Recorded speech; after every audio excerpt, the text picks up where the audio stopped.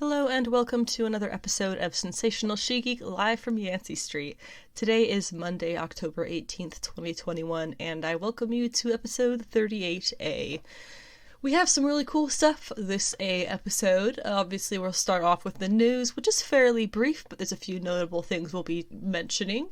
After that, we will go into the weekly comic book pull list, as we do, spotlighting 4 comics at the front of the pile there, which I will go ahead and tell you what they are, since we are spotlighting them. That is Catwoman Lonely City, number 1 of 4, Nubia and the Amazons, number 1 of 6, Phoenix Song Echo, number 1 of, I believe, 5, and Porcelain, number 3 of 5, among other comic book polls. After that, we're breaking from tradition just a little bit, and we're going to talk about forgotten picks. That is, several comics that I straight up forgot to read before the Friday podcast episode for this past week. These are comics that came out on the 12th and 13th of this month, just this past new comic book week. And those are a couple of things that I'm going to discuss in varying lengths, just that I forgot. I completely wiped them from my memory when I was talking about the picks before, so we will talk about them now.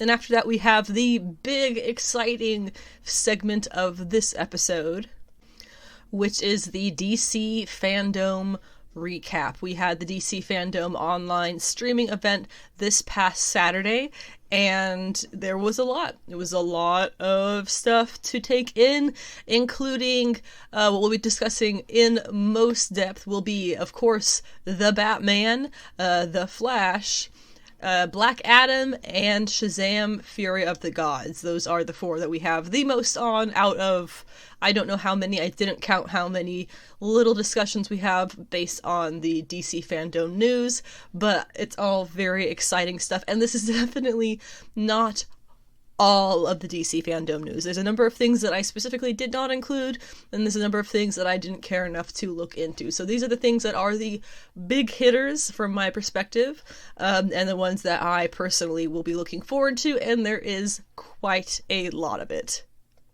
I definitely feel like it's safe to say with DC, between their HBO Max and other TV shows and their movies that have been coming out, I think that they're getting up there with the excitement level. I don't expect them to. I don't think it's really fair to compare it to the MCU, just because 2 completely different animals when you really break it down. But it's getting to that excitement level that people have when MCU stuff comes out, and that's pretty cool to see that they are actually getting a lot of successes in there among the others. So that will be a big bulk of the episode, and then we will wrap up this lovely episode with Doom Patrol, Season 3, Episode 6, which was titled 1917 Patrol. We're mostly covering Rita's part of the episode there, because in my opinion that was the more interesting part. And then we will be well, that's it. That'll be the end of the episode, actually. And then we will have our Friday episode this coming Friday on the 22nd. I just had to kick the cat out of the recording room because she had chaos in her eyes. But anyway, before we get started here, the places you can find me online would be Instagram. My username is Anna with the Comics. That is the best place to find me, the best way to get in contact with me.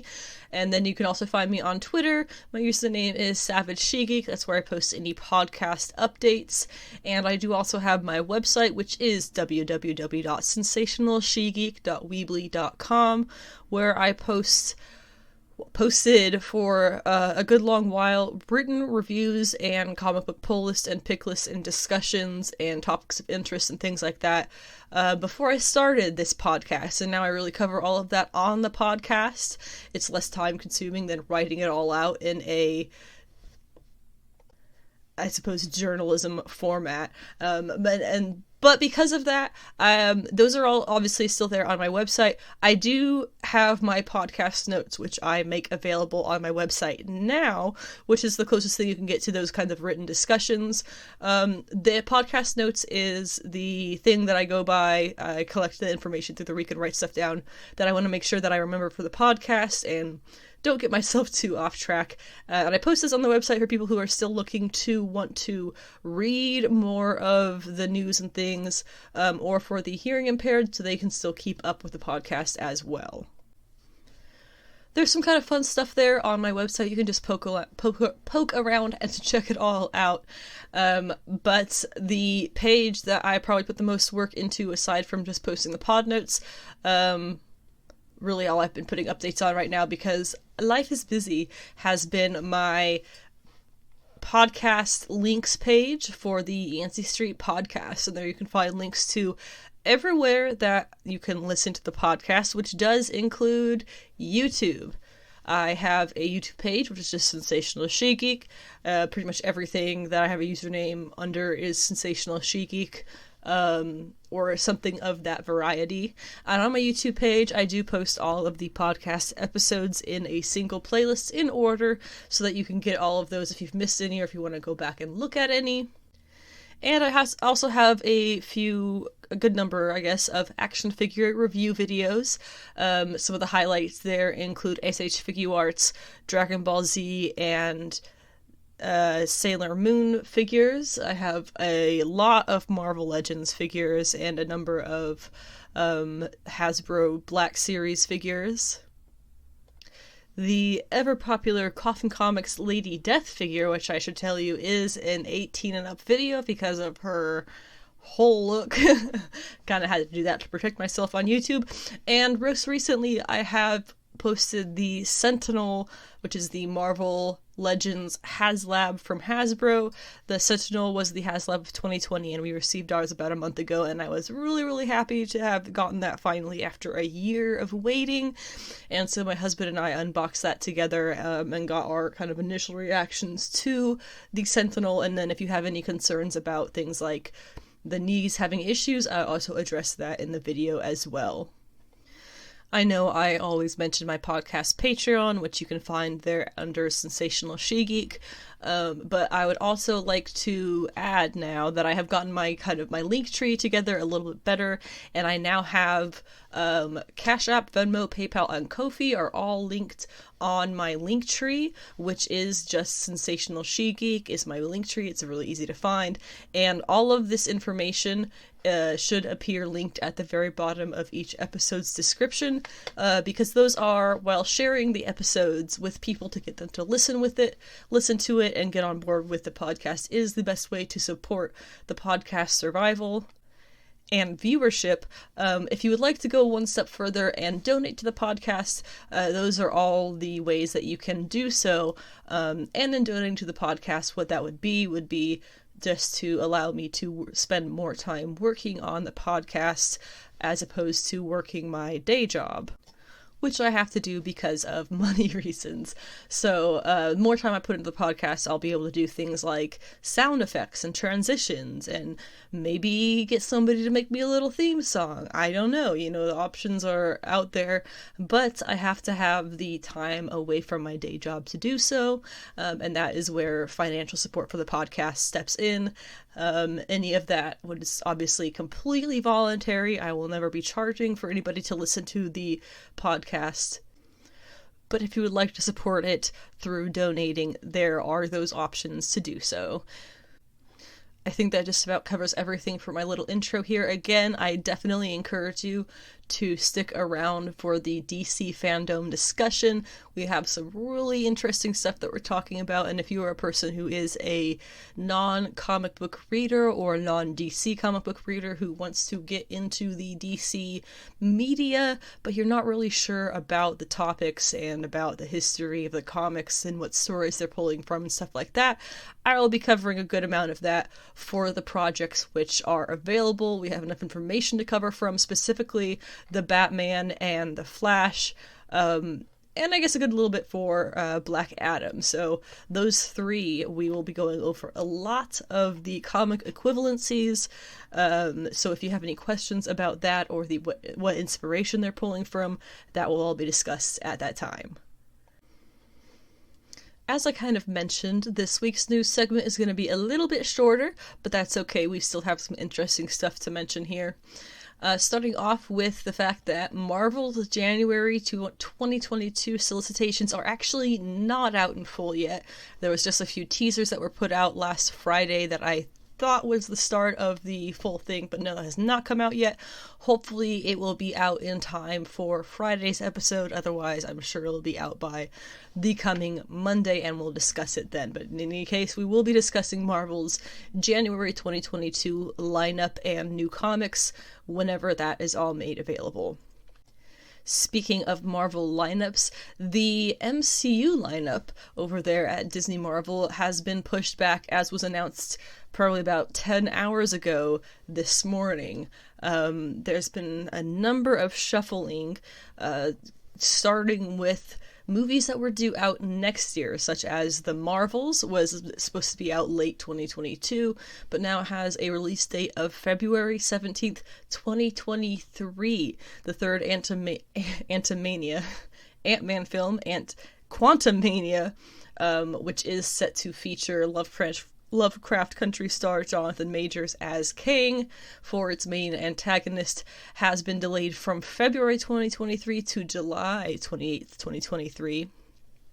Additionally, there has been one Marvel project that has been moved forward but does not have a title, from November 2023 to March of 2023.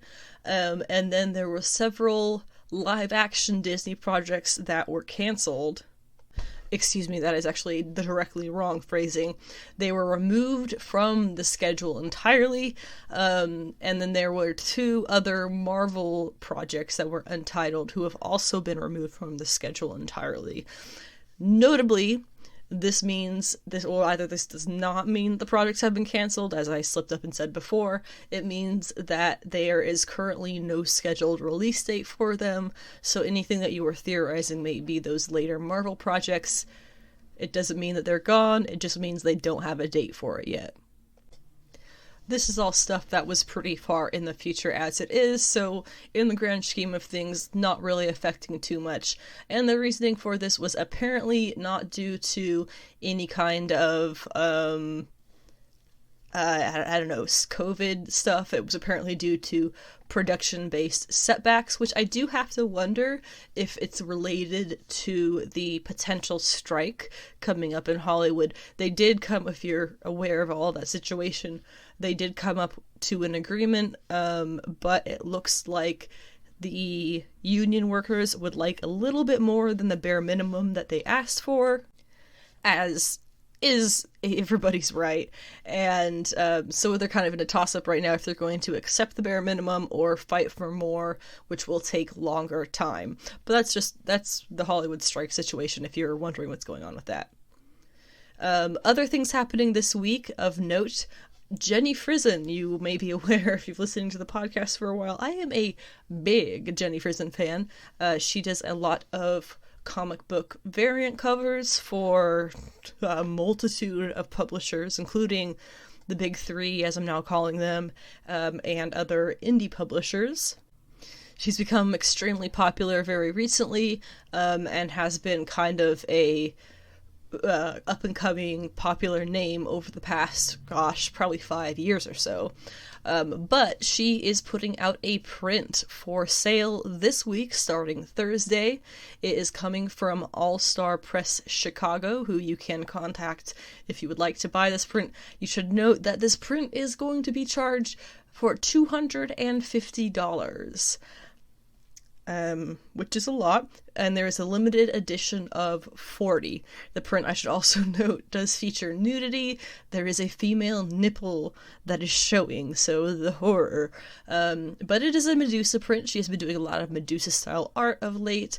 This is her second, as far as I know, professional print done for a character like Medusa. The first one, I am happy to say that I have. It was also limited to 40, but it was $100. So I'm just really grateful that I got on this train as early as I did, and got a affordable print from Jenny Frison. I also have, I have two prints from Jenny Frison. I have her lenticular Wonder Woman print, which was $50. Because it was kind of a test of the lenticular popularity. I really enjoy it. Lenticular or not, I would really enjoy it though. So I don't like it because of that specifically. But those are two really good prints that I have that total amount to $100 less than this one print is going for. So I think, well, I hope that that is entirely going to Jenny Frison herself and not to the printers, because this is just, that's the kind of pricing that I like to see when an artist starts getting their supply and demand correct, you know, where they start pricing things for the amount of people who are jumping on board, foaming at the mouth, trying to get it. And that's awesome. I'm so happy for her that she's able to price things like that and have them sell. Bit above my budget. $100 is kind of the max for prints for me, unfortunately, at the time of my life. So I'm not going to be getting this one unless somebody wants to buy it for me. I'll totally give you my address for that. But all jokes aside, check it out. It is stunning. Now, I don't have very much news about this. I really just have the headline, and that is that there's going to be a Static Shock animated feature coming out. It is in development with other characters from Milestone Comics. Milestone is an imprint from DC Comics that has a plethora of characters of color, superhero characters of color, I should specify, that were, I believe, very popular in the 90s? And have made a resurgence more recently. Static Shock being kind of the headline character of that imprint. So that's pretty exciting that they're going to be doing that. I think there was also going to be some other projects for Static going in. That was possibly a live action something? I'm not sure. Maybe that was a rumor I was hearing that's not true. But anyway, there will be an animated feature. And finally, to wrap up this brief little news segment, Jen Bartel is going to be doing officially all of the main covers for the 2022 She-Hulk series. I'm not sure how many issues there are going to be in this She-Hulk series, but I have a feeling it's going to be a mini or maxi series, not ongoing. We have seen the first cover that she has previewed for that, and it is Jen in her, I guess it's her, I'm not sure which era suit. It's the swimsuit, but it's purple and white. I recognize it, but I'm trying to place it in my head. Whatever it is. She seems to be going back after this real shit Red She-Hulk. Or rather, what do they call her? They didn't call her Red She-Hulk, they called her the Winter Hulk. Apparently that's all going to end and she'll be back to, like, her classic Sensational format, I suppose. We're going to have to play that by ear and see how it goes. But with Jen Bartel doing all of the main covers for the series, I'm going to be getting probably 2 of each. No, I don't know. We'll see. But they all have corner boxes, apparently, which, if you've been listening for a while, you know I love a good corner box.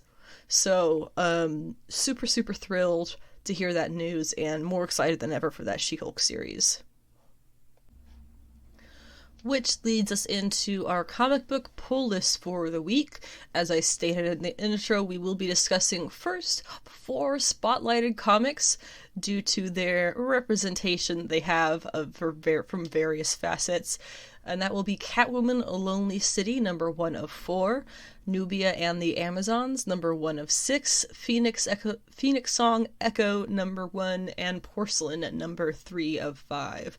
Catwoman Lonely City, starting off here, is created entirely by Cliff Chiang, who is an Asian American comic artist and writer known for Paper Girls and Wonder Woman, among many, many other things. He is a well-known name in the comics community. This comic is going to be coming from DC Black Label, focusing on Catwoman going on an investigation of her own after, well, I'll read you the solicitation here. It says, 10 years ago, the massacre known as Fool's Night claimed the lives of Batman, the Joker, Nightwing, and Commissioner Gordon, and sent Selena Kyle, the Catwoman, to prison. A decade later, Gotham has grown up. It's put away costume heroism and villainy and childish things. The new Gotham is cleaner, safer, and a lot less free under the watchful eye of Mayor Harvey Dent and his Bat Cops. It's into this new city that Selena Kyle returns, a changed woman, with her mind on that one last big score. The secret's hidden inside the Batcave, but she doesn't need the money, she just needs to know who is Orpheus. As a big fan of Catwoman and of Catwoman miniseries, the Mindy Newell 1989 Catwoman original series is one of the more artistically brilliant Catwoman stories I've ever read, if not the best. So I'm kind of hoping that this will fall along the same lines of being, I don't want to say darker and grittier, because we all know what we feel when people say that. But I suppose, well, it's a Catwoman story without Batman, which is going to be really interesting. Post-Batman, I suppose, would be more accurate there. And with Harvey Dent as the mayor, is he Two-Face? Is he evil? And the Bat Cops, it says they've put away costumed heroism and villainy, but Bat Cops certainly sounds like costumed government employees to me. But I guess we'll just have to wait and see. But this is a very intriguing plot in a very intriguing world, written by a fantastic East Asian American creator, so I am very, very excited for Lonely City. Nubia and the Amazons kicks off this week. This is one that we have been looking forward to for a long time. Just to give you some history on this particular series, post DC's Future State event, Wonder Woman went off to... She disappeared for a little while. Doesn't really matter what she was doing, in all honesty. But since she was gone, her mother, Queen of the Amazons, Hippolyta, now this was a little bit weird, she decided that she needed to go fight in Diana's place for man's world. That's completely against Hippolyta's character in every sense of the term. But whatever. So she did that. But that made room for there needed to be a new queen of the Amazons. And guess what? Frickin' what? They made it Nubia. That's pretty cool. Now let's talk about Nubia. To give context, if you're unfamiliar, Nubia is a black Themysciran character. I'm going to read you the little blurb from Wikipedia because that was the easiest way to summarize her entry to the comics world. I did put in my own stuff here a little bit, but it's originally she was Wonder Woman's long-lost sister, and she has since variously been presented as a non-sibling of Amazon contemporary, or a non-sibling Amazon contemporary of Wonder Woman, a parallel universe version of Wonder Woman, and as the inheritor of the Wonder Woman mantle in the future. After DC Comics rebooted its continuity in 1985 with Crisis on Infinite Earths, Wonder Woman and her supporting characters were reimagined. Though originally absent from this revised mythos, the character, who was rechristened Nubia with a apostrophe between the U and the B, would be reintroduced to the Wonder Woman canon in 1999 by Dozell Young and Brian Denham in Wonder Woman Annual Volume 2, Number 8. She was originally created by Robert Kanigher and Don Heck in 1973. Kanigher had previously written Wonder Woman for 9 years and then left to work on other projects. He and his then-partner Heck created Nubia in his first issue back on Wonder Woman in 1973, in issue number 204, as part of their one-year stint together as a team on the book. And so historically, Nubia is technically DC Comics' first black woman superhero character, although interestingly, that's a distinction that is often given to the Teen Titans character Bumblebee, who appeared 3 years... Oh gosh. That's not right. I put the wrong date on here. I said 3 years later. That's not right. I put 96. It's 76. It is 3 years later. 73 to 76. But I wrote 96 in my notes because I'm stupid. But anyway, Nubia is a very important character, and the fact that she has been brought so thoroughly back in to the Amazonian mythos now is very satisfying. And she's the new queen of Themyscira, which is also super cool. We'll read you the solicitation here. It's not very long at all. With the unexpected arrival of new Amazons, our hero is forced to reckon with her past and forge a new path forward with her sisters. Little does she know, a great evil grows beneath the island, and it's up to this former guardian of Doom's doorway to unite her tribe before paradise is lost forever. That's a pretty straightforward plot. You can see she's going to really firmly have a really solid path that she's going to need to follow as the leader of the Amazons. So she'll definitely have her chance to make her mark on the whole DC universe. And, that was something I forgot to put in the news. We do have the Trial of the Amazons event, which is happening from DC Comics starting in February of 2022, and that is an entirely Wonder Woman-centric event. Apparently the first one coming in 30 years for DC Comics.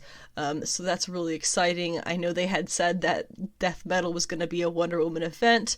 2 issues in, we could easily tell that was not the case.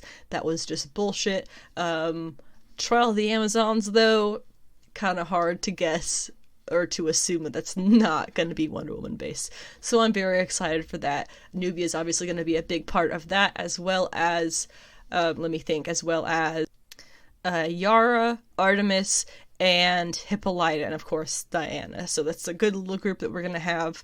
And I am pumped to find out what the heck it's all about. Phoenix Echo Song, Phoenix Song Echo number 1 kicks off this week as well. That is I believe 5-issue limited series coming from Indigenous creator Rebecca Roanhorse and Luca Maresca. Maya Lopez is Echo. She has been in the news, in our news, quite a bit recently because she has been cast as I suppose, main-ish character for the Hawkeye TV show that's starting the end of next month. How exciting. And is supposedly getting a spin-off show of her own from that. She is kind of a fan favorite character who is a deaf street fighter. She has, she had a father who was tied into a lot of New York mob stuff, got into it with Kingpin, and ended up dead due to Kingpin. However, Kingpin made it look like Daredevil killed her father, and so when she's first introduced, it would appear that she is kind of a villain for Daredevil, but that ends up getting all straightened out in time. She's got a pretty cool first 3 or 4 issues that she appears in, so if you ever want to check that out, I definitely recommend it. But this Phoenix series, or this Echo series, is picking up because Echo is now the Phoenix. Of course, the Phoenix most likely as being partnered with Jean Grey of the X-Men, and that is its most famous iteration. And now the Phoenix has chosen as its host Maya Lopez. So, very interesting potentialities could come from this. And I'm pretty excited about what all of that could mean. Plus, this is an Indigenous American woman who is now, we could probably argue, honestly, that the Phoenix Force, I mean, they do that whole Avengers 1,000,000 BC or whatever it is thing, and the Phoenix Force was there, and I feel like it's appropriate for an Indigenous person to have that, is what I'm saying. But here's the solicitation for it. It's not too long. It says, against all odds, one of the most powerful entities in the Marvel Universe chose Maya Lopez, a deaf street fighter, as its new avatar. And the burning question on everyone's minds is why? But Echo is the last person to answer, still learning her new cosmic abilities and struggling with the Phoenix's overwhelming personality. Echo strikes out on her own to return to her roots, but the reservation has even fewer answers. Where power goes, evil follows. Someone wants Echo to fail and unleash a power only the greatest heroes in history have been able to control. Rounding out our spotlights comes Porcelain number 3, which is of 5. Porcelain is another creator-owned project coming from, and only from, the great and wonderful Maria LaVey. Some of the projects that LaVey has worked on that did very well that are not just her own projects include Faithless and Faithless 2, which were both written by Rick Remender. That's incorrect. It was written by Brian Azzarello. Even better. But really great stuff coming from her. She's done a handful of a handful of things that are written and drawn by herself, including really, really fantastic series Luna. Just remarkable art and symbolism and really, really just awesome stuff with that. So Porcelain is another series that she is writing and drawing. It is about this young girl, Beryl, who went off to get groceries basically in this kind of what appears to be kind of Mad Max apocalyptic universe. And she goes off and she ends up getting trapped in this creepy little dollhouse, which is run by a designer who is gonna steal their body parts. Something like that. Very haunting, very Alice in Wonderland. Lots of dolls and twine and things hanging from the ceiling and just generally kind of creepy stuff like that. And Maria LaVey just such a fantastic job with drawing disturbing scenes of dolls and doll parts. Uncannily good. The solicitation is just 2 lines here. With her new ally, Axel, by her side, Beryl ventures deeper into the nightmarish dollhouse. As they travel along, they are faced with sad realities and horrors that neither are fully prepared to encounter. Things may seem hopeless, and they descend further and further, but at least they have each other. This is coming from the publisher Ablaze, which is a publisher that LaVey has put out a couple of things with, including Eros and Psyche, which completed a few months ago, and I also recommend another cool, trippy story from LaVey, because that's what she does best, and I will always support those comics from her.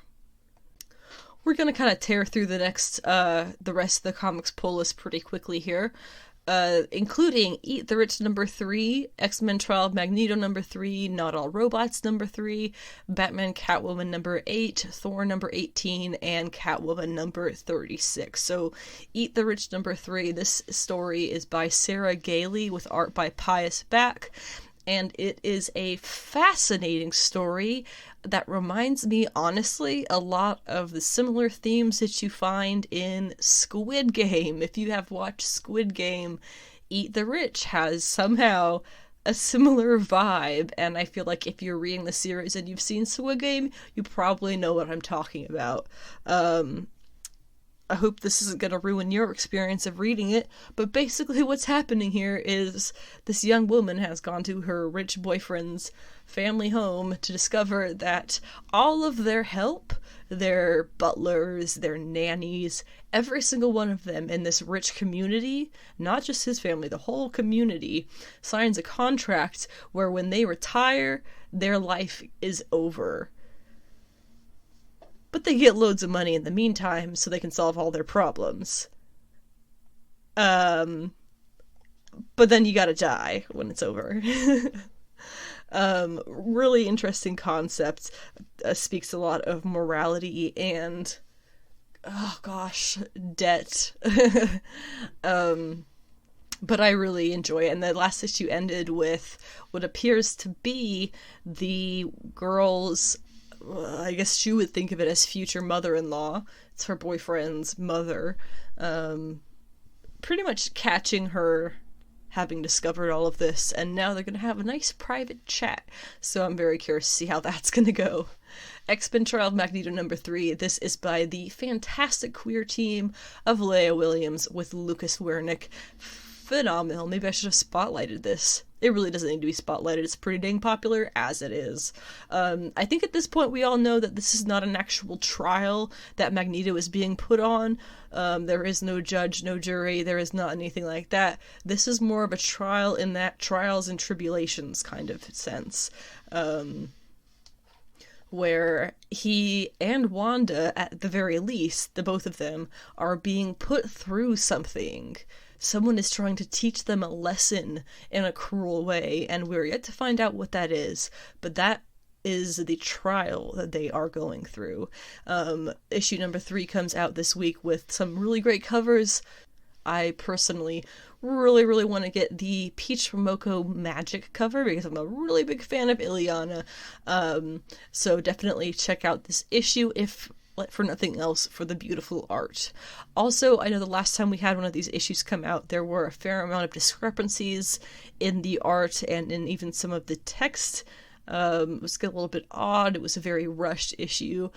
So I'm very curious if this one is going to kind of have the same rushed vibe. Not All Robots number 3 of 5 comes out this week from Mark Russell and Mike Deodato. Really excellent team. This is being published by AWA Upshot. If you've ever wondered, AWA stands for Artists, Writers, and Artisans. This is a really fun series. This is only 2 issues in from what we've read so far, and I am really excited to find out how this is going to hit the fan. I'm not going to read you the whole solicitation here, but basically it's 2056.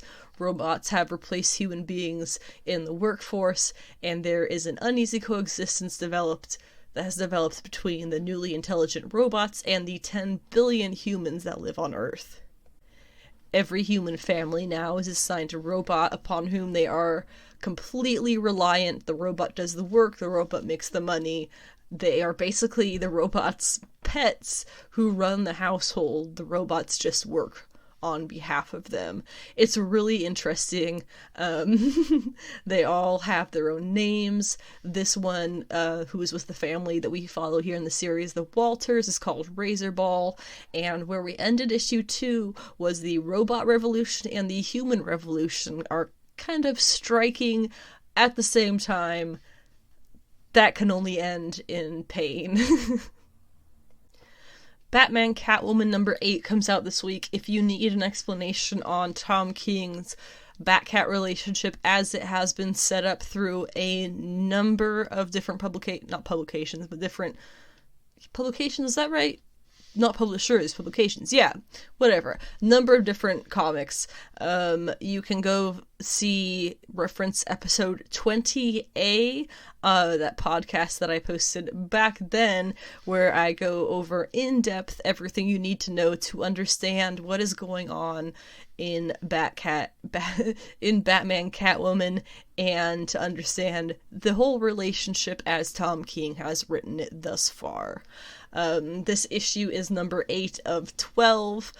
The annual that we were supposed to be getting, which is really a special, has been pushed back. I think now it's supposed to come out in September originally, and now it has been pushed all the way back to January.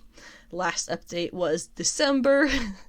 So hopefully we will get it this time in January. At least it's not getting pushed back the week that it's supposed to be coming out, I suppose. This series is by Tom King. The art was by Clay Mann and has moved to Liam Sharp. I hate to say it, but that does take a little bit away from the series. It's not the changing of the art that threw me off. It was the changing of the art to the... Again, it's gonna say the cliche thing, the darker, grittier Liam Sharp art. If you've ever seen Liam Sharp art, the series Batman Reptilian is about a brutal reptile of some sort slaughtering the villains of Gotham. It is gothic. It is oil-painted, greasy streets and broken noses and, bloody skin and texture and rain and darkness. Batman Catwoman series so far has not been that. Clayman's art was so fitting because this story is, at its core, a story of their relationship. That's why it's called this. So I struggled a little bit in the last issue with Liam Sharp coming on for art. Hopefully this issue I will feel a little bit better about it. I feel terrible even saying anything about it because I love Liam Sharp's art, just in this context it doesn't quite fit. Thor number 18, I was fully prepared to completely drop the Donny Cates Thor until the last issue or two.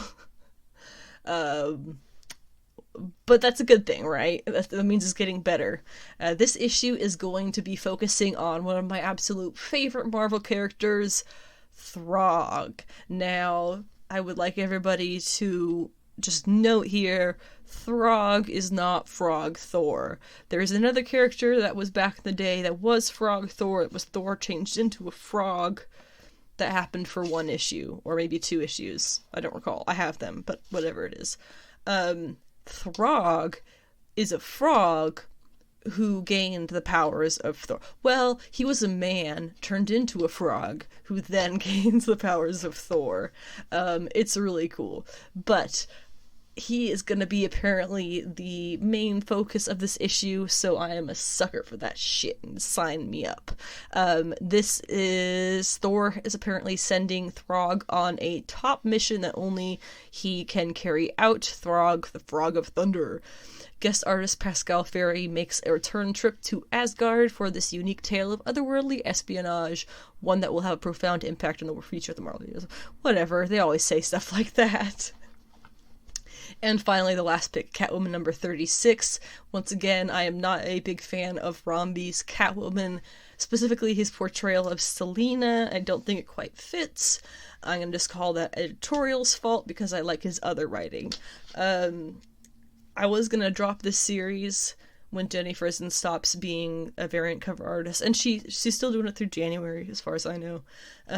But Rom V is actually switching off of writing, and we're gonna have Teenie Howard writing this now in January. So I'm probably gonna keep this even when Jenny Frison stops doing variants, because I like it, Teenie Howard. And that's going to be cool. But anyway, Poison Ivy has been a part of this plot in a long time, and so of course next podcast episode we will have a hashtag Poison Ivy Watch update, as this solicitation says. As Ivy senses Queen Ivy's presence and her behavior becomes increasingly erratic, Catwoman decides that she is too vulnerable to keep in Alleytown, and a plan is hatched to get her out of Gotham. But to do it, she's going to need the help of the Riddler. But even after Selena saved him from certain doom, can he be trusted? Meanwhile, the flickering assassin known as the White Witch, flanked by magistrate soldiers, has arrived to return Ivy to Simon Saint. Harley Quinn and the Gardener join the fight against White Witch and the Magistrate, also featuring Ghostmaker. So this is a technical Gotham City Sirens reunion. I believe the next issue of Harley Quinn will also be that. So I'm really looking forward to that. I'm excited to see Ivy, her journey continuing into whatever direction that it is. God, I hope it is not into heroism, because that just does not make sense for her. But yeah, I love Poison Ivy, and I'm really happy that this Catwoman series is probably going to be getting better in January. We're going to go over the comic book picks that I left out of last week's. These are things that came out on the 12th and 13th of October, starting off with Strange Adventures number 12. This was the finale issue of the Tom King, Mitch Gerrits, and Evan Doc Shaner series that has been really, really great. I have yet to find Tom King stuff that I dislike. There was so much to be said about this issue, but I literally just have done the minimum because I don't want to like spoil it for you, I guess. I'll be spoiling it in parts, but like I want you to get the whole feeling of the issue yourself, because it was really good. So Alana and Mr. Terrific go to the space meeting with the Pix. Of course, it turns into a all-out gunfight, and in the middle of that, Mr. Terrific actually says, "I think this is going better than I expected," which is funny because of a lot of reasons. You gotta have been reading the series. Adam is apparently now dead. I think Alana killed him. Aaliyah has been saved from the Pix. She is going to be living with Mr. Terrific on Earth, while her mother Alana goes between Ran and Earth as the Princess of Ran and the mother of Aaliyah, the Woman of Two Worlds, which is exactly the title that her husband had, the Man of Two Worlds. Poetic justice. What I really, really enjoyed, probably the biggest takeaway of the final issue for me, besides the Woman of Two Worlds switch up, which to me feels like a big deal.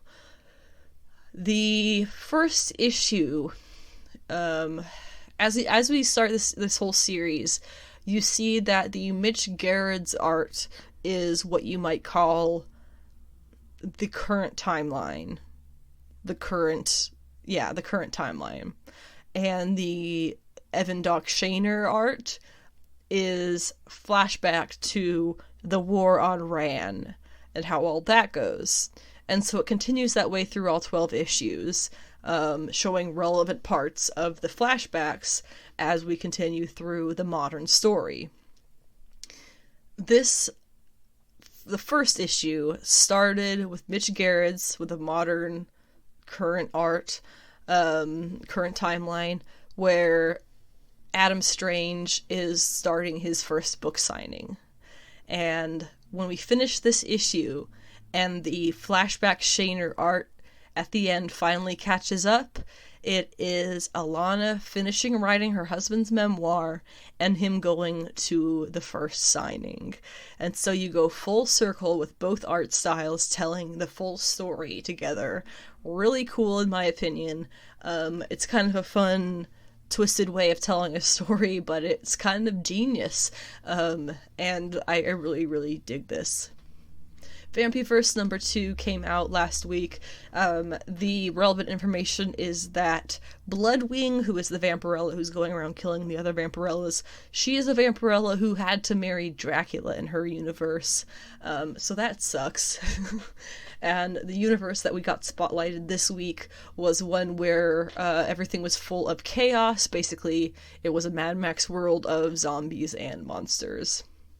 Iron Man number 13, I continue to read just for Patsy. She had a few nice moments in this, including being a part of the team Space Friends. But other than that, the issue, honestly, I don't give a shit about Iron Man, so it's a bit meh, but it is by Christopher Cantwell and Kafu, who I know some people really hate his art, and some people really like it. It's funny that there is no in-between. Avengers number 49, I'm reading to keep up with what's happening with Jen.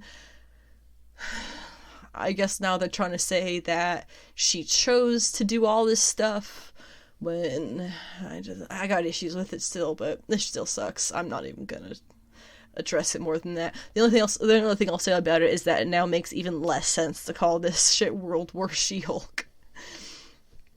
Man-Eater's The Curse, number 4. Again, this is the greatest creative team in comics that I have ever encountered, and you will never change my mind about that.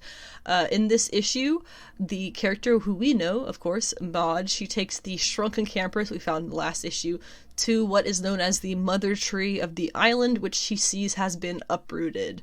They climb down deep into the caves below the tree to find the mods that feed off of the tree's magic, and use that to get the campers to full size again. Then they are all chased out by giant frogs, but are saved by more of the moths.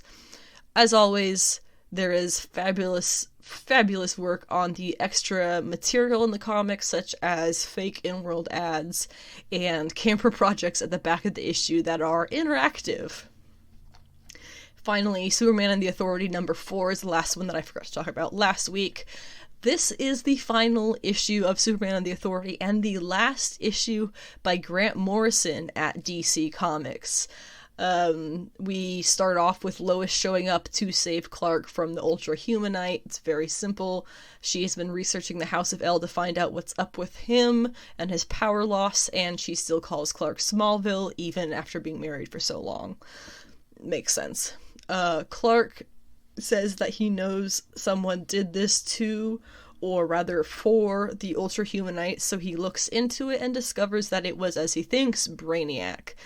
Midnighter and Steel fight a character, Iron Cross, who is a white supremacist, so that's fun. Manchester Black gets super smarty pants on him until distract him until Steel can smack him once really, really good. And then Midnighter says, Iron Cross, meet Steel toe caps, and literally kicks his head off. These guys, they really were having way too much fun. It should not be allowed. And of course it would be those two getting along. Two more villains end up attacking them. They are all sent by Brainiac now. Everything is clear. Steel's enemy breaks her suit, saying that she is nothing without it, so Steel abandons it mid-air, and Tony Stark MCUs into a new one while she falls through the sky. And then next you have Coldcast against Manchester Black, who informs, he has to tell Coldcast basically that he's on a team with a white supremacist, and they have a whole back and forth about it. Apollo goes to fight the mech woman character who is looking for the same person that he is, Leah, who is Light Ray. He finally gets her to listen. Leah has been taken by Eclipse, who Apollo and Enchantress go to stop. Superman continues to communicate with Brainiac, telling him to make his next move. They do their whole back and forth. Midnighter tells the lady who he's going up against, if I wasn't married and gay, I'd marry you just for the fights. I thought that was pretty funny. And it ends with the team all going to War World with Superman to free the world, I guess leading us to where we saw him in Future State. However, the primary mission was to protect Leah, who is Light Ray. Superman has a piece of the source wall called the Hand of Fire in his cave of Wonders. It spells out communications directly from the source of all creation. If you're familiar at all with the metal era of things at DC, you know what I'm talking about. And he says that for the past week, this wall has been repeatedly writing the message, Light Ray is.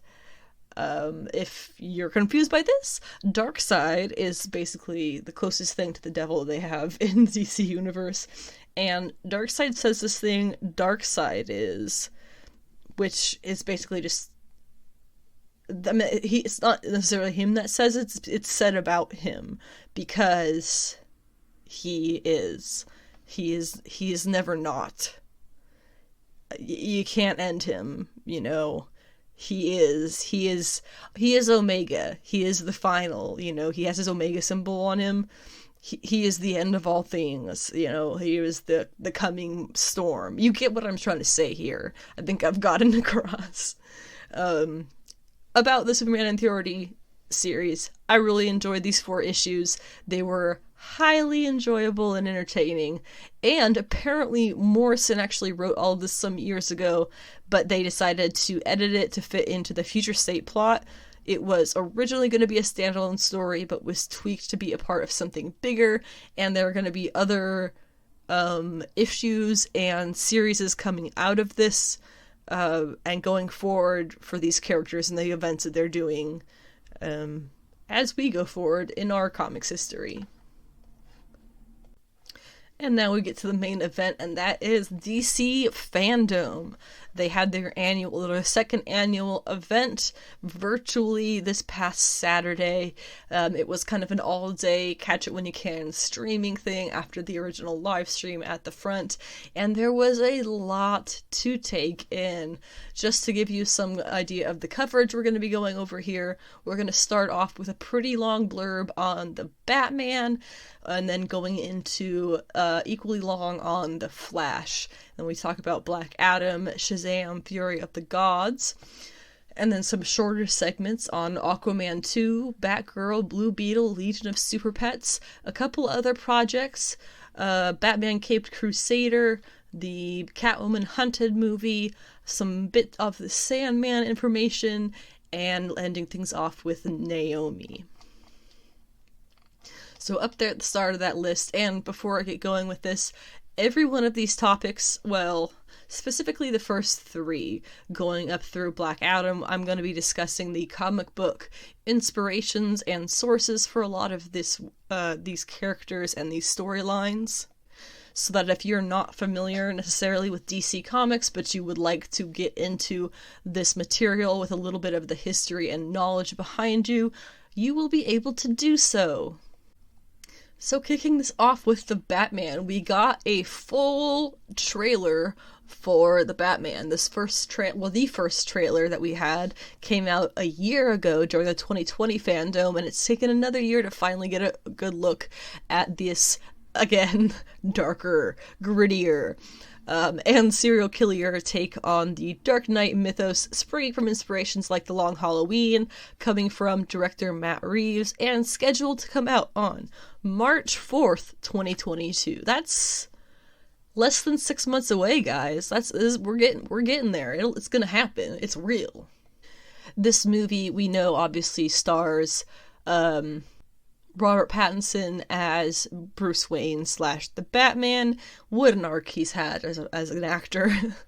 But also stars Paul Dano as the Riddler, which, just a quick sidebar, I think it's real interesting that we've seen villain arcs or villain backgrounds, villain stories going from, like 10-20 years ago. Big buff, angry buff guy is the villain, overpowered, blah blah, and now we're seeing like, oh yeah, it's this scrawny nerd who's just like super into tech. Just thought I would stop and note that real quick, how villains have evolved in media. Anyway, Zoe Kravitz as Catwoman, and a truly unrecognizable Colin Farrell shows up as crime boss the Penguin, though I have to ask myself if he's even going to go by that name yet.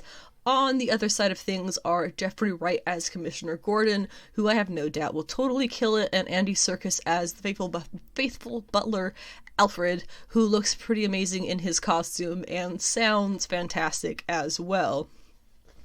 Interestingly, I have to note, a lot of articles are lumping Catwoman in with the villains, which I wonder if that's how things will even end up playing out. Is she in league with these other villains, or is she a thread of her own that he follows? I have no doubt by the end of the movie they will know each other's identities. That seems pretty easy to guess. We finally got to see Selena Kyle in her Catwoman outfit, as well as a bit more of the crisis in Gotham that Batman is facing. It also seems like the movie will have the Joker in jail already, or something.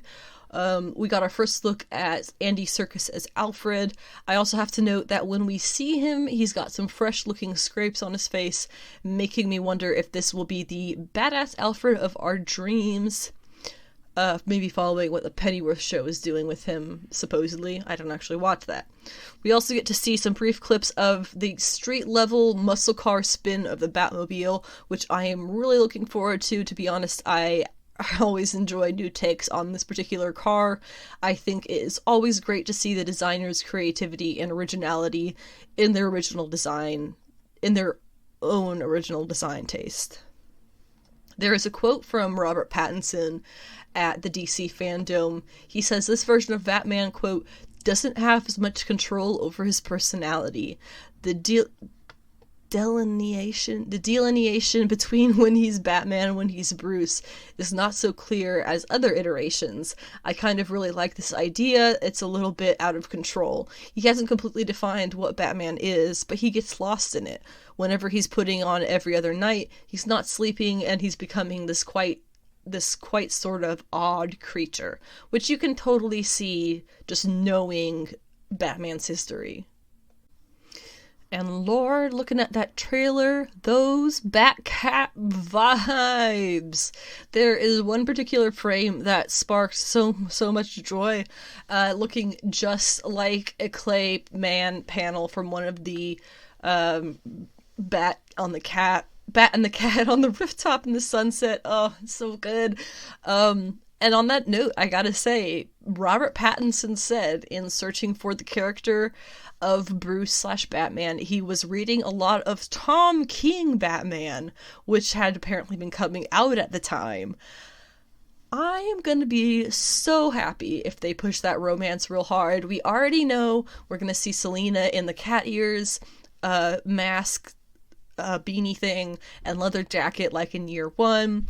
So that, with our Pat saying that he read a lot of Tom King Batman, makes me very hopeful that this, that his influence in a romantic Batman will be clear. I'm excited. One thing that I'm kind of theorizing is Selena is going to see Bruce, basically she's going to see that he's on a suicide mission to end whatever it is that's going on in Gotham, and she's going to have to question her own agenda and her own ideals to decide if she's going to help him or save him, or force him to grow past all of this on his own, whatever the case may be. Anyway, his lack of self-preservation will no doubt end up drawing her in. There's even a brief moment in the trailer where she witnesses him wailing on somebody and is clearly a little bit horrified by it. It's going to be a complicated relationship no matter what, and I don't really think the woman saving the man will really fit, but isn't it nice to have that turned around that way? So often we get it, well, now I'm eating my words that I think about it longer. Ignore that. I just think it's really interesting how they're setting up the relationship, and I'm so excited. The Selena that we're going to be seeing in this movie, she has the modern short hair from the comics, and she wears a lot of wigs, which is just like her to do, and I love it. Some article I saw called her out, called her out for looking brooding, in that first image we see of her, but I think that's just a really bad take on her seductively dark eyes and pouty lips, which together with the rest of her makeup, put together a completely different kind of image than brooding. That's Bruce's job. Plus, she is chewing gum in that image that they're talking about. Chewing gum isn't brutish. It's impossible to brood while you chew gum. It's sassy, if anything. The Penguin, or rather Oswald Cobblepot, as I believe he's probably going to be more often called, is getting a spin-off TV origin, as the Penguin makes a lot more sense now. After we've seen this trailer, he clearly is not the renowned Batman villain, the Penguin, at this point of his life or career. He is some kind of Gotham mobster, and based on the trailer, probably the closest thing that you can get to a 1940s Rat Pack gangster in modern-ish day Gotham. Seeing that little bit of his character, I can already tell they're going to build him into a twisted, darker version of what we're going to be seeing in the Batman, and it makes a lot more sense about the show now. Other things that we've seen in the trailer include, as I mentioned, the Joker possibly being in jail. We have an apparent Joker gang, dudes wearing clown masks and makeup, which leaves me very excited and hoping that we're going to learn the why behind all of that. What is the history with the Joker? The Riddler gets arrested in a cafe, no doubt on purpose. The bat signal goes on, and Batman tells Gordon that he isn't just a call, or it isn't just a call, but a warning. You know, classic deep Batman shit. Bulletproof armor, standard. Bring dudes to the brink of death before you stop beating on them, standard. I had to rewind a couple of times and then put on captions on frickin' YouTube to figure out what it is Batman said to the Riddler in the visitation room. All I heard was every single time. I had to put on captions to see that it was, "What have you done?"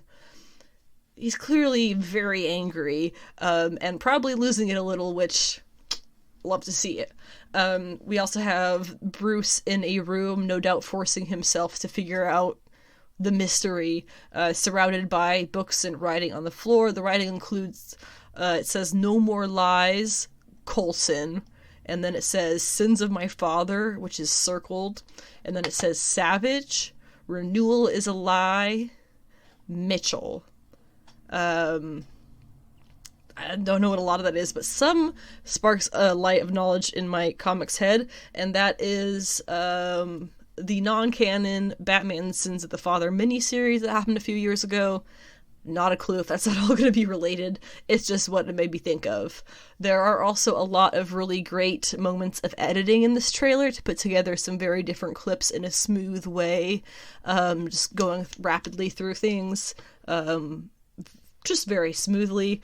There is news coverage of the Riddler that says at the bottom, scrolling by, serial killer live streams. So clearly that has gotten super out of hand. There is a brief clip of Batman seemingly leading a group of people somewhere with a red flare. I'm not sure if they're underground or just it's nighttime.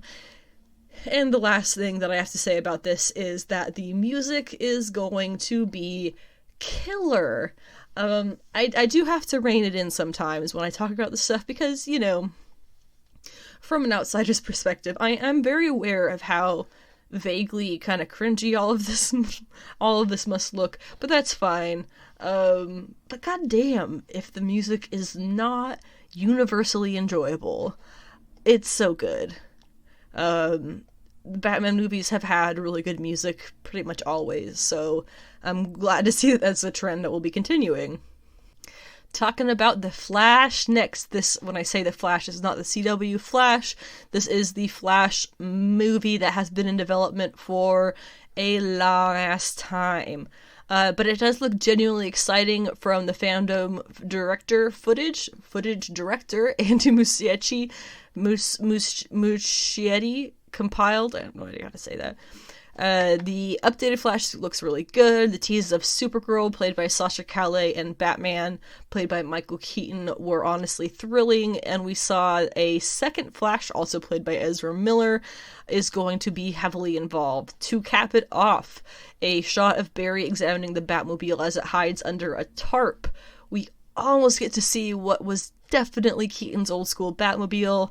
It gets so close. Damn editors are too good at their jobs. And as a little back history here, this Flash movie is super loosely based off of Flashpoint, which is a comic event from some decades ago. It was like 2007? I don't know. Don't ask me what year it was. I only read it. I didn't pay attention to when it was written. The main premise of Flashpoint generally was that Barry Allen's Flash ran back in time to the night that his mother was murdered by Eobard Thawne, and stops her murder. But by doing so, he changes the timeline with a lot of unexpected consequences, including Aquaman and Wonder Woman being former lovers turned nemeses, whose nations are at global war, and Bruce Wayne being the one who was killed in the alley when he was a child, causing his father to become Batman, and his mother to become the Joker. Those are the main changes to the Flashpoint universe, so keep your eyes and ears and whatnots peeled for signs of that craziness as we go along here. In the trailer, some of the stuff that we get to see here, we'll just run through this. We get to hear a bit of Michael Keaton's Bruce Wayne. We see two flashes, two different versions of Barry, pulling up outside Wayne Manor, with Michael Keaton on narration. Notable parts of his narration through the trailer include him talking about Barry being able to go to any universe and any time, and about how he changed the future and changed the past, both very notable points to Flashpoint. It suggests that Michael Keaton's Batman will have a friendly, conversational, perhaps even mentorship role with Barry Allen's The Flash. But then again, which version of the Flash? We already know there's going to be at least two of them in the main portions of the movie. I do find myself questioning the truth through this whole trailer, because if you pay attention, you can really see them putting together clips from different times in the movie, making them look like it's coming from the same scene. So there's a lot of trickery going on there, kind of MCU style, what they do with trailers, and I'm really excited to find out just how much of this is what it looks like. On that note, I would hesitate to say which Flash is which as well. I'm going to call the one that we know the Snyderberry, because honestly, I kind of think they're pulling away from Snyder's universe as the main DC movie universe, and will make this Supergirl, Michael Keaton universe the new main DC universe. But theories are that since the long-haired Flash drove a taxi to Wayne Manor, as it would seem in that scene, he must be a taxi driver, and therefore he's the alt-Flash in this alt-universe, which the Snyderberry zoomed to, and therefore that is Snyderberry's new suit we see later in the trailer. When we do see Wayne Manor, it is a mess. Possibly whole wings are shut down, possibly no one's lived there for years. Notably, Batfleck is supposed to appear in this movie as well, so that could really be his Wayne Manor in all technicality, in the Snyder universe, where the Barry we know comes from, making the long-haired Barry the Snyderberry. You see what I'm saying? How it could go two different ways? Either way, the cave is clearly long in disrepair, and the Barrys have to kind of open it up again together. Barry's new suit, whichever Barry that ends up being, looks a bit similar, well, fairly similar to the Jeff Johns Flashpoint suit. When we see it, he's standing in front of his childhood home, very reminiscent of Flashpoint events, and later in the trailer we also see it again in the Batcave, in front of, or perhaps behind, I'm not sure, a waterfall, making me wonder if Bruce has anything to do with the new suit and its design and qualities. There is a clip of the long-haired Barry reaching out to a masculine hand, which appears to belong to an unconscious or even dead, unseen figure. This could be his father, himself, or either of the two Batmen that we're waiting to see in the movie, potentially a death scene, or with him stumbling upon a dead body. There's a shot of a Batman cowl with blood splattered on the ground. It looks to be more like the Batfleck cowl than the Keaton Batman cowl. The long-haired Flash has a moment where he checks on a potentially wounded or ill Supergirl dressed in normal clothes, possibly still at Wayne Manor. An unknown figure spray painting red boots with a yellow lightning bolt, which does feel a bit like a nod to those that Jay Garrick would wear, red boots with little yellow wings on them. Some of the theories out there are guessing that the Keaton universe Ezra Miller with the longer hair supposedly could really be Jay Garrick, they're saying, who was an earlier version of the Flash before Barry shows up at DC. We get to see the Flash ring, one of Flash's main costume items from the comics. The costume jumps out of it, allowing him to change into his costume at super speed while he is running. We finally see a tease of the ring. Oh, my neck just cracked. We finally see a tease of the ring in this trailer, but whether it has another function, we do not know yet. We also finally get to see a shot of what is likely Keaton's Batcowl from behind in the Batcave with that same waterfall across the room. It's not a perfect silhouette of what his then Batsuit looked like, but it is far more reminiscent of his than of Affleck's. There is a shot of Team Flash, what we're calling Team Flash. It is the Flash with short hair in the middle, and the new suit is presented in the center of the screen, flanked by Sasha Calle and her Supergirl to the right, and the longer-haired Flash to the left. The second Flash's suit seems to be much bulkier and less technologically advanced, with a yellow lightning bolt on a red background. Again, because of this, some people are saying that this is a Jay Garrick reference. The Barry in the middle, whichever one that is, asks, "You in?" Likely to Keaton, I'm guessing. As I said before, we almost get the Batmobile, but the shot goes to black as Barry pulls off the tarp, and finally, After all of this, I am definitely looking forward to this movie. It's gonna be a fun, twisting mindfuck of a ride, but that honestly sounds like exactly what we need from this side of comic stuff right now. Bring it on. Now we're talking Black Adam. For a quick and loose character overview, Black Adam is one of the arch nemesis of Captain Marvel, commonly known as Shazam over at DC. As he was originally depicted, he was a corrupt ancient Egyptian predecessor of Captain Marvel, Shazam, who fought his way to modern times to challenge the hero and his Marvel family associates. Since the turn of the 21st century, however, Black Adam has been redefined by DC Comics writers Jerry Ordway, Jeff Johns, and David S. Goyer as a corrupted anti-hero attempting to clear his name and reputation. Featured roles in such comic book series as Justice Society of America, Villains United, Infinite Crisis, and 52 have elevated the character's prominence in the DC universe. Specifically, 52 was the story where we meet his wife Isis and learn the awful history of his homeland Kondak, that it was destroyed, his family included. He was gifted the magician, the wizard, the guy who gives Shazam his powers. He was gifted the powers of Shazam, became Black Adam, and went to take out his revenge until the magician, the wizard, whatever, traps him underground again for thousands of years, whatever, long time. When he's woken, he's furious, and that's how we get all the villain dialogue. We begin the Black Adam section with a look at Black Adam, featuring a scene with the title character, who is of course Dwayne "The Rock" Johnson, being awakened from some millennia of slumber by archaeologist Adriana Tomaz, played by actress Sarah Shahai. Of course, her team of explorers came with an armed detachment, so bullets start flying, and Adam literally calls down the lightning.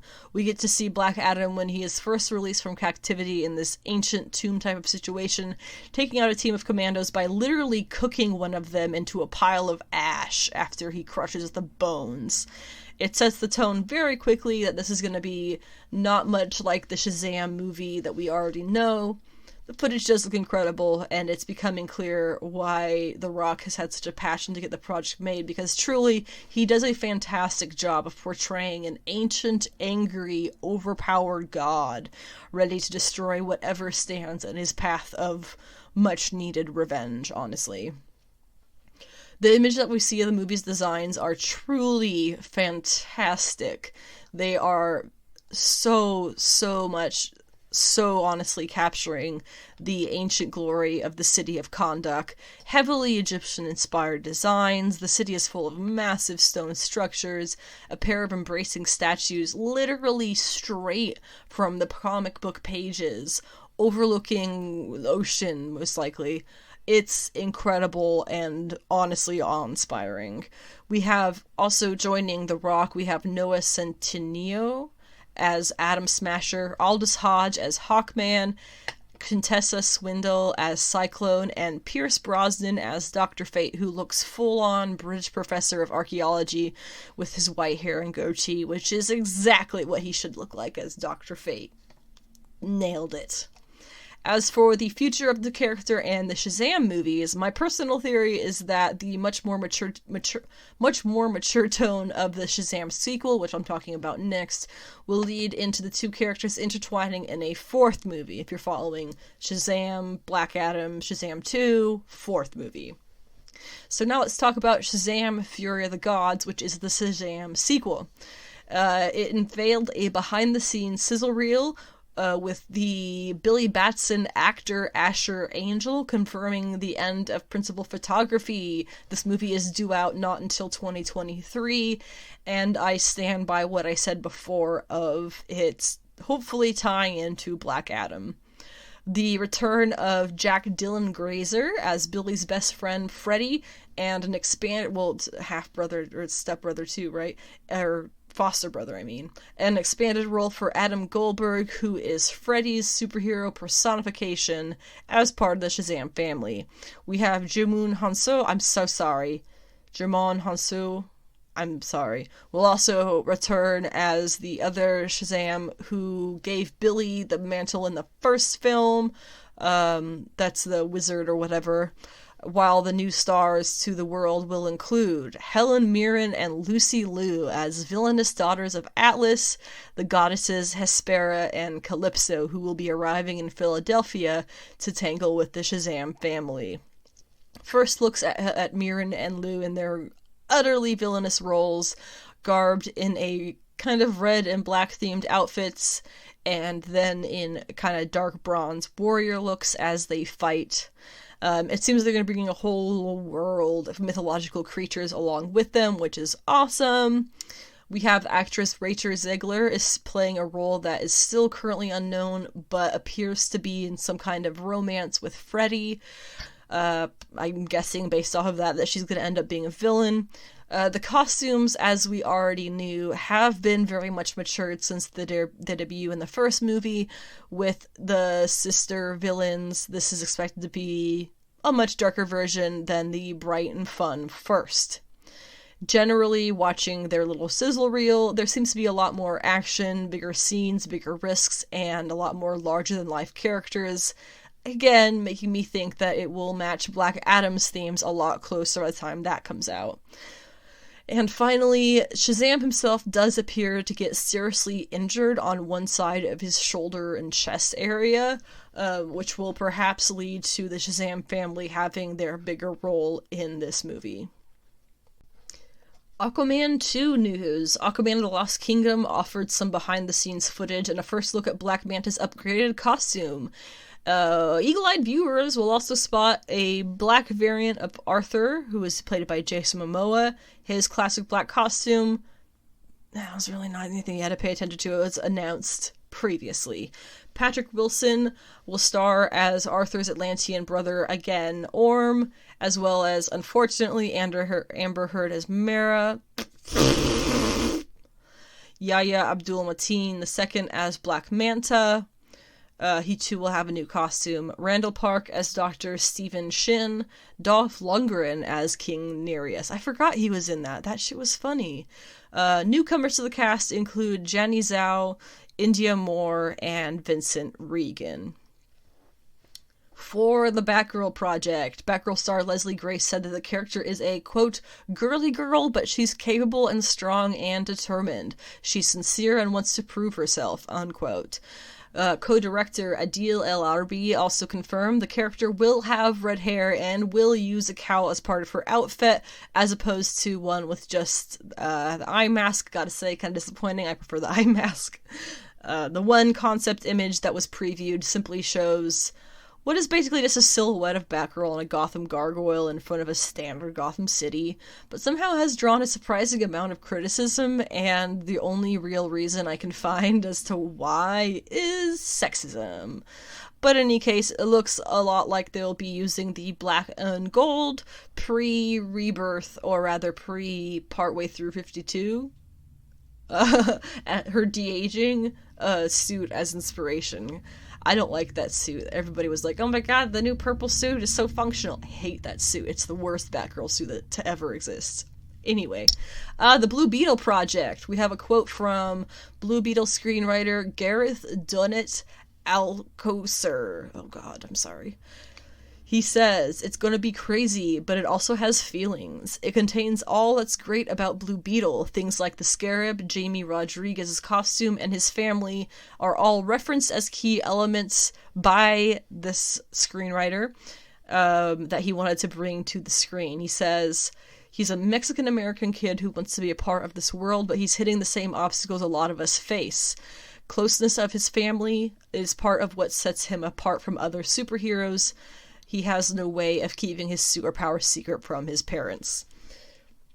I know there's a lot of Blue Beetle fans out there, so I'm really hoping that this is going to reach whatever expectations you guys have. I just want it to be decent for outsiders to view. Legion of Superpets is an animated, I believe it's animated movie that's going to be coming out on May 20th, 2022.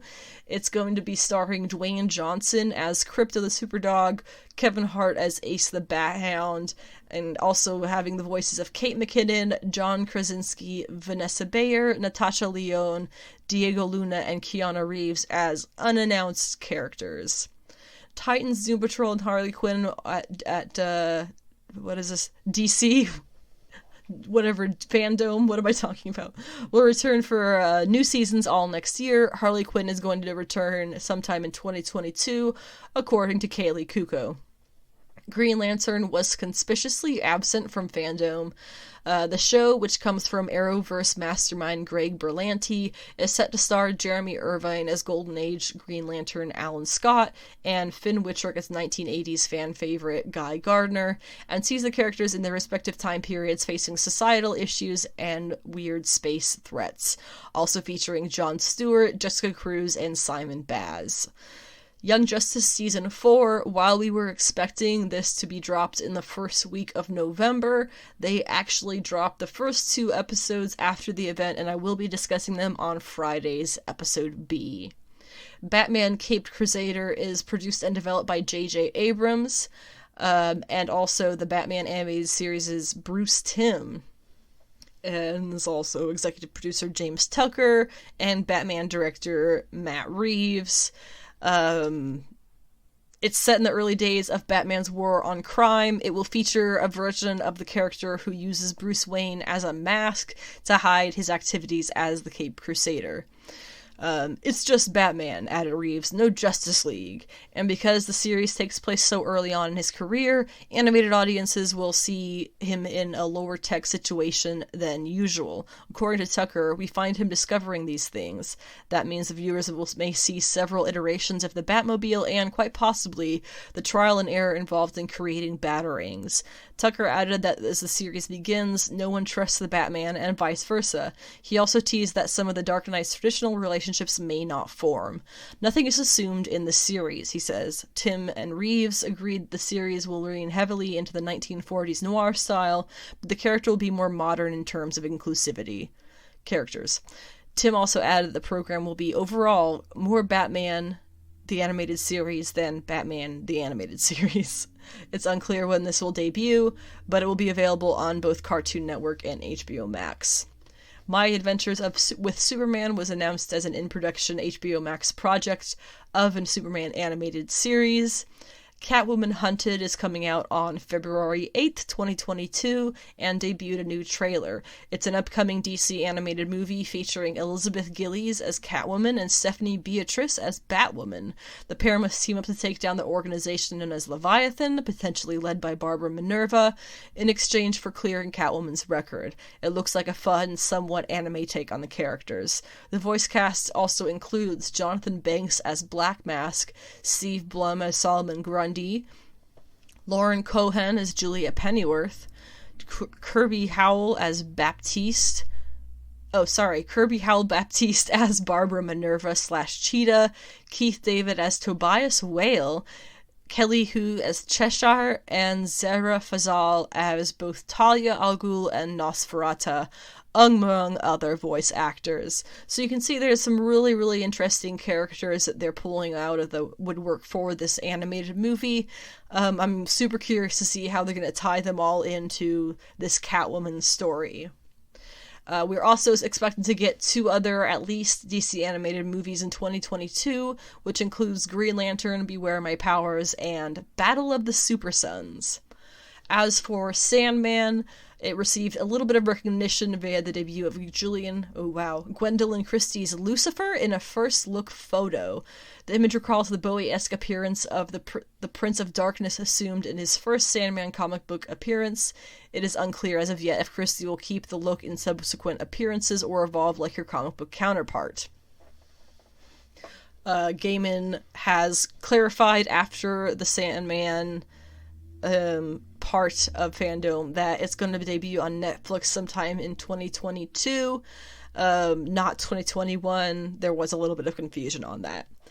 I do not watch the CW The Flash anymore. It's been a while since I have, but apparently he is finally getting his gold boots like in the comic book, so some people are very excited for that. And finally, star of Naomi, Casey Wallfall, debuted a first look at the program in which she stars as a high schooler who discovers her connection to the DC multiverse is more staggering than she can imagine. And as the scene shown during Fandom revealed, it all begins with a Superman sighting. Naomi is produced by Ava DuVernay and will debut on the CW sometime in 2022. That wraps up Fandom. Let me know your thoughts and your takeaways. I am super curious what people think about this event. And fairly briefly, we're going to wrap up with Doom Patrol Season 3, Episode 6, titled 1917 Patrol. Rita ended the last episode by getting into the time machine. Well, we're starting this episode by having her travel through time in Laura DeMille's time machine. She's reminded of all the pain and sorrow that she's experienced throughout her roller coaster of a life, which we've seen a bits of before here and there. Naturally, she begins to cry, and as she's crying, her memories are purged with every tear. This means that when she arrives at her destination, Rita is a blank slate. Her destination was random, and she arrives in Iowa 1917, and before long is taken in by the Bureau of Normalcy, which is one of these kooky Doom Patrol things. After a man ahead of her is walking out with a folder that reads weapon on it, who appears to be slightly cindering, Rita enters to find the Bureau's meta-recruiter, and it is the one and only Laura DeMille. After some inquiry exams, DeMille discovers Rita's elasticity powers and categorizes her as not a weapon. Not needing her as a weapon, she's assigned to the mailroom, where she uses her elasticity perfectly and without any struggles to sort mail from mail bins and pipes to boxes. Following a mix-up where she learns where she is and isn't welcome within the Bureau's bureaucracy, Rita begins getting closer to all of the other metahumans like Lloyd, Holly, Sachiko, and Shelley Byron, who we saw in last week's episode. Or was it the week before that? Yeah, it was last week's episode. As well as the new character known as Malcolm. They are the Sisterhood of Dada. They all celebrate their uniqueness and play party games until the long hours of the night, and Rita becomes especially close with Malcolm. The whole thing is surprisingly innocent. Later, at their work, the Sisterhood of Dada have to come to Rita's defense and make a statement at the Bureau of Normalcy to stand up for them to not be treated as second-class humans.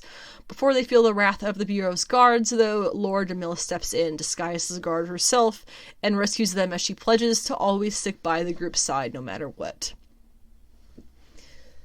On the other side of things, in modern times, down in the underground, Jane and Kay follow through with their plan to send Kay up to the top, which means that she will be in control of her body. It may be the first time that the host child has been in control since she developed her personas.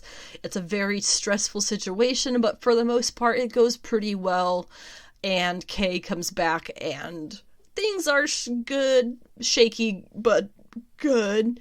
The other personalities are clearly furious at Jane because they want to protect Kay, and this is all very new and different. Vic turns to Cliff about the inner dilemma of his life's purpose, but good old Robot Man is no help since he hardly ever gets to make the choices that he has in life. He throws money at anything that pops up in his computer, just sits around playing computer games, and when Laura DeMille goes to him to get some answers about the Sisterhood of Dada on the last episode's mission, he tells her that they are a bunch of wackadoo metahumans who all hate her and were violent towards Doom Patrol when they uttered her name, as we saw again in the last episode. The episode ends with modern-day Laura DeMille receiving a message from the Sisterhood of Dada, Piffle Paffle in flames, one of the old terms that they made up for meaning whatever really they want to mean at that time. So what we're left asking here is, what the hell happened that broke up the relationship between Laura and the other members of the Sisterhood of Dada? She was clearly on the run, and most likely took the time machine from Rita in 1917, stranding her now here. But why the split? Does she end up choosing her career over them? And what happens with Rita? She's just stuck there? It's kind of sad, but I guess time will tell. We're about halfway through the season, and we'll talk about the next episode on next Monday's episode. But that wraps up this episode. The next episode will be happening Friday, October 22nd. It will be called 38B, and it will be featuring the comic book pick list, the Titans Season 3 finale, Young Justice Season 4, Episodes 1 and 2 discussions, another update of hashtag Poison Ivy Watch, and hopefully Marvel in January 2022 if we can get those solicitations and other things out. The next MCU project we're going to be discussing will be Eternals after November 4th, followed by Hawkeye about 5-ish weeks from today. Thank you very much for listening to this episode of Sensational She-Geek live from Yancey Street, and whatever portion of the episode that you were able to listen to. If you would like to support the podcast, again, do so by sharing it with people who you think will also enjoy it and to grow the community. But you can also follow the link to my link tree at the bottom of the description for the episode, and you can find ways to donate, and I will be able to put more work into the episode as opposed to my day job. But again, all very voluntary, and thank you again so much for listening to whatever portion of the podcast you did. It is quite chilly where I'm at, so bundle it up if you're cold too. Have some coffee, have some hot chocolate, have some tea. I want to find a way to say do no harm but take no shit without sounding as low-key cringy as that does. But take that vibe with you. Today was a Bones Day. Please tell me if you know what that means. And we'll see you Friday. This is one of my weirder sign-offs. Goodbye. Get sweaty.